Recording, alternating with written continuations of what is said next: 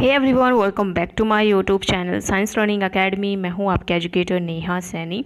तो आज हम टॉपिक जो है डिस्कस करने वाले हैं आपका ओरियन और कैसोपिनिया, इन सभी के बारे में डिस्कस करेंगे और इंट्रोडक्टरी पार्ट जो है कवर करेंगे सोलर सिस्टम का।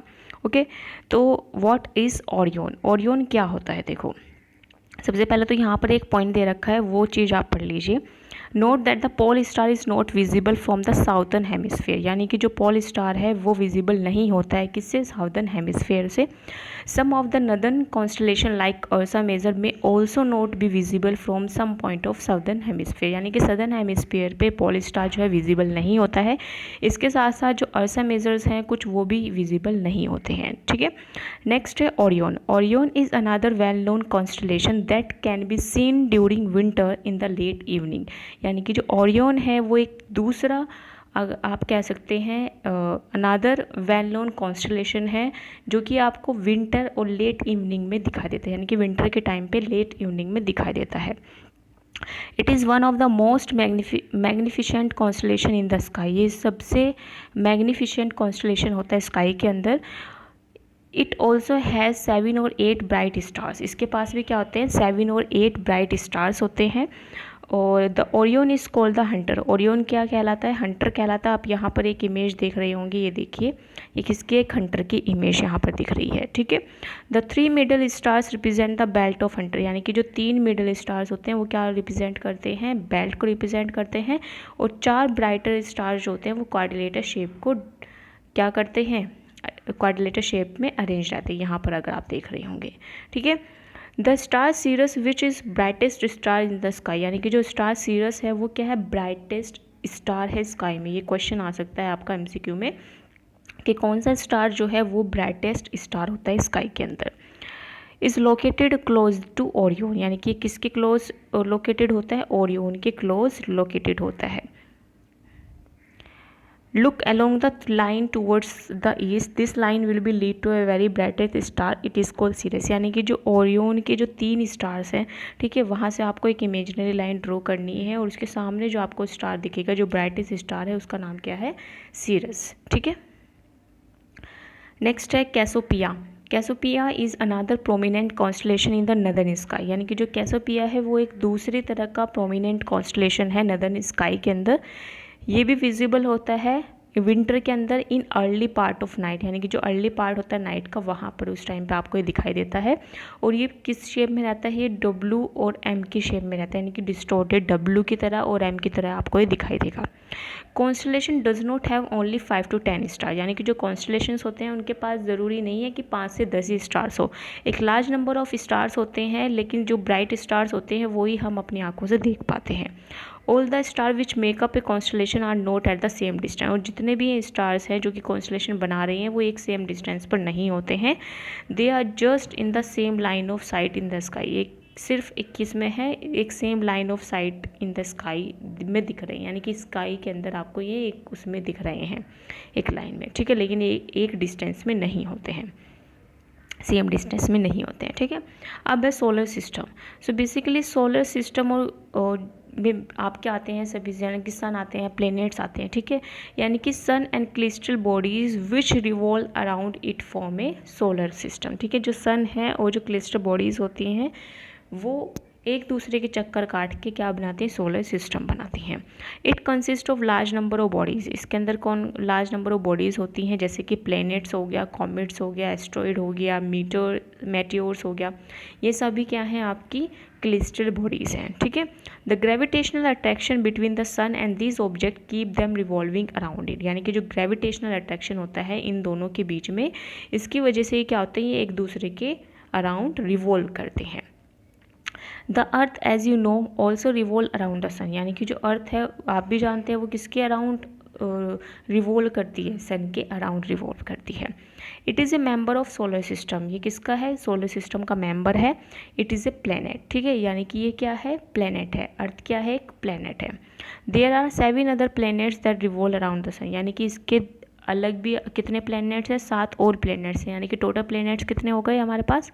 8 प्लैनेट्स हो गए। ठीक है, जो कि एक डेफिनेट डिस्टेंस पर होते हैं सन से, जैसे कि Mercury, Venus, Earth, Mars, Jupiter, Saturn, Uranus, Neptune और अर्थ। ठीक है, ये सभी क्या हैं, आपके 8 प्लैनेट्स आते हैं।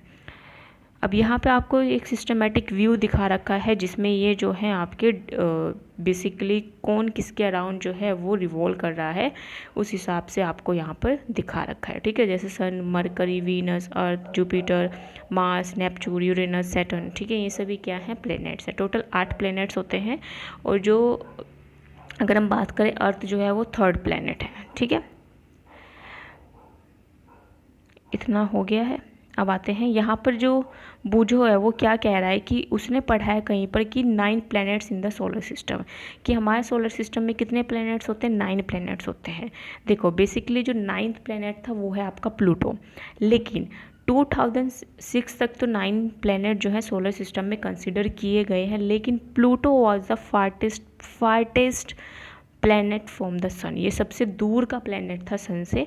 और 2006 में जब इंटरनेशनल एस्ट्रोनॉमिक यूनियन ने एक न्यू डेफिनेशन दी प्लैनेट्स की, तो उसके अंदर जो प्लूटो है वो फिट नहीं बैठा था उस डेफिनेशन के अंदर, इसलिए प्लूटो को प्लैनेट जो है वो कंसिडर नहीं किया जाता है सोलर सिस्टम में। ठीक है, let us know about some members of solar family. तो अब यहाँ पर क्या देखेंगे, सोलर फैमिली के कुछ मेंबर्स को देखेंगे। तो सबसे पहले क्या आपका सन है। सन जो है नियरेस्ट स्टार होता है हमसे। It continuously emit huge amount of heat and light, ये कॉन्टीन्यूसली एमिट करता रहता है ह्यूज अमाउंट में हीट को भी और लाइट को भी। Sun is the source of almost all energy on the earth, यानी कि सन क्या है, एक सोर्स है हर एक एनर्जी का हमारी अर्थ पर।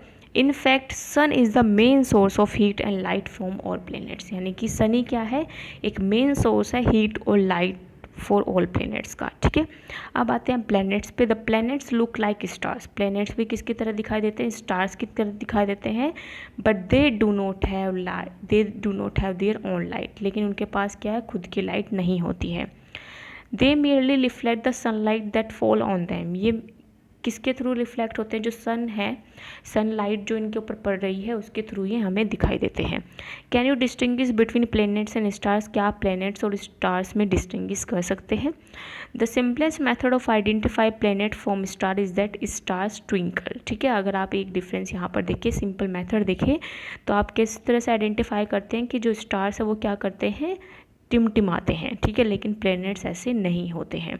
Also the planet keep changing their position with respect to stars, और प्लैनेट्स भी क्या है, स्टार्स के रिस्पेक्ट में अपनी पोजिशन जो है वो चेंज करते रहते हैं।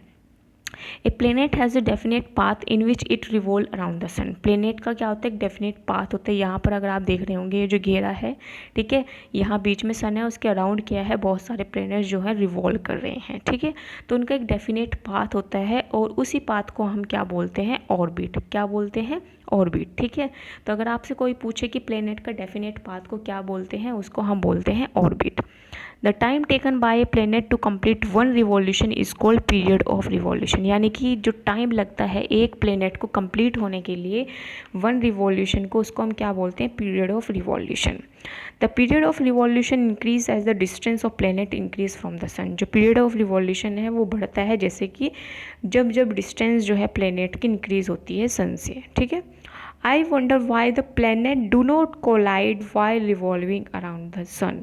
यहाँ पे अब बूझो सोच रहा है कि ये जो प्लैनेट्स हैं वो एक दूसरे से कोलाइड क्यों नहीं करते हैं, एक दूसरे से टक्कर क्यों नहीं खाते हैं जब वो सन के अराउंड क्या कर रहे हैं, रिवॉल्व कर रहे हैं। ठीक है, तो उसके लिए हमें एक एक्टिविटी करनी होगी। इस एक्टिविटी में बेसिकली आपको क्या करना है, प्लेग्राउंड में जाना है और वहाँ पर अपने 4-5 दोस्तों को आप बुला लीजिए। ठीक है, फिर आपको सर्कल जो है ड्रॉ करने हैं। एक का रेडियाई 1 मीटर होना चाहिए, एक का 1.8, एक का 2.5, एक का 3.8, और इनका जो सेंटर होना चाहिए वो कॉमन सेंटर होना चाहिए। ठीक है, ask one of your friend to stand in the centre, एक फ्रेंड को आप क्या बोलेंगे कि आप किस में खड़े हो जाओ, सेंटर में, वो क्या है, आपका सन है।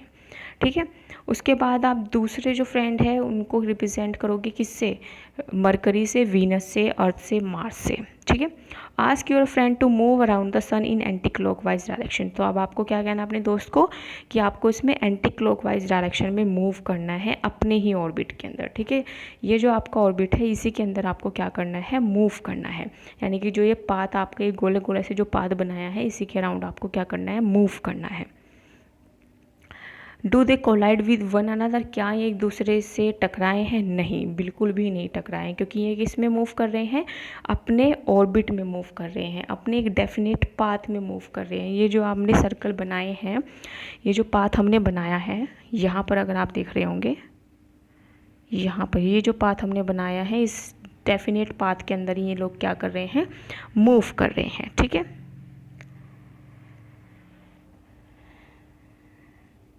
Okay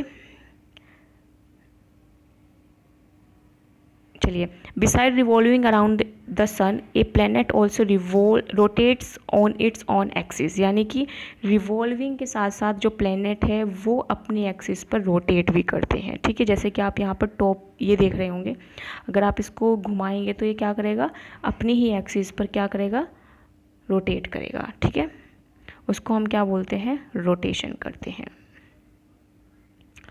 the time taken by a planet to complete one rotation is called period of rotation, यानी कि जो टाइम लगता है कंप्लीट होने के लिए एक रोटेशन को, उसको हम क्या बोलते हैं, पीरियड ऑफ रोटेशन बोलते हैं।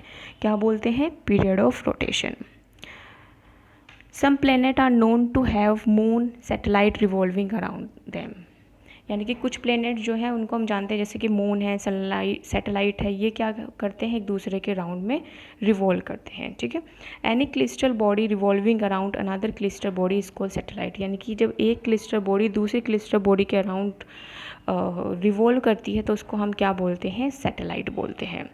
The earth can be said to be satellite of the sun, यानी कि जो हम अर्थ को भी क्या कह सकते हैं, सन की सैटेलाइट बोल सकते हैं।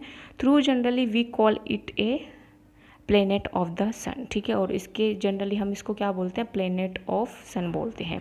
We use the term satellite for the bodies revolving around the planet, हम बेसिकली जो टर्म यूज़ करते हैं सैटेलाइट वो उन बॉडीज़ के लिए करते हैं जो कि प्लेनेट्स के अराउंड जो है रिवॉल्व करती है। जैसे moon is a satellite of earth, moon क्या है, सैटेलाइट है किसका, अर्थ का।